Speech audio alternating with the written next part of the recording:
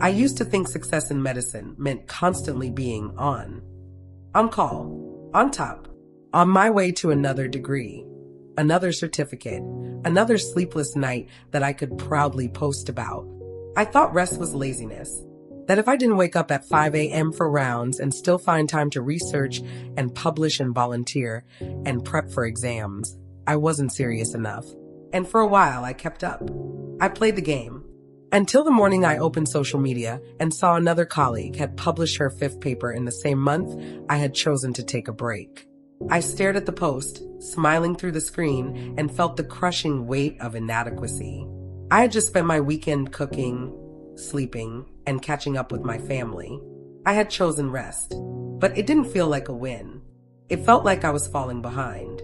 Everyone else seemed to be sprinting while I had paused to breathe. And in that moment, I began to doubt every decision I had made.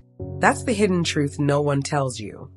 Choosing balance in a field obsessed with hustle can make you feel like a failure, even when you're doing exactly what you need. But here's what shifted things for me. That same week, one of the high-achieving doctors I admired broke down during our shift. Her hands were trembling. Her words were jumbled.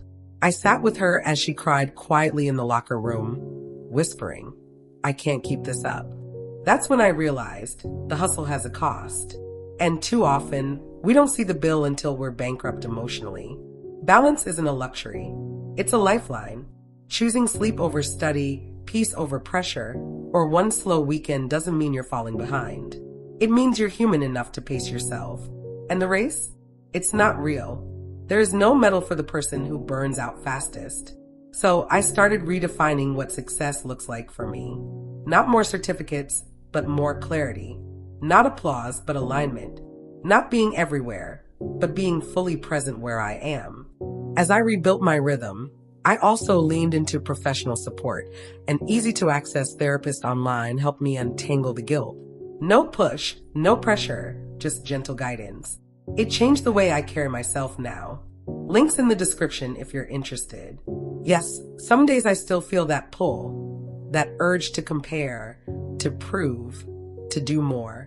But then I remember, rest isn't weakness. Rest is resistance in a culture that equates exhaustion with excellence. If you've chosen balance and felt guilty about it, you're not alone. It takes strength to step away.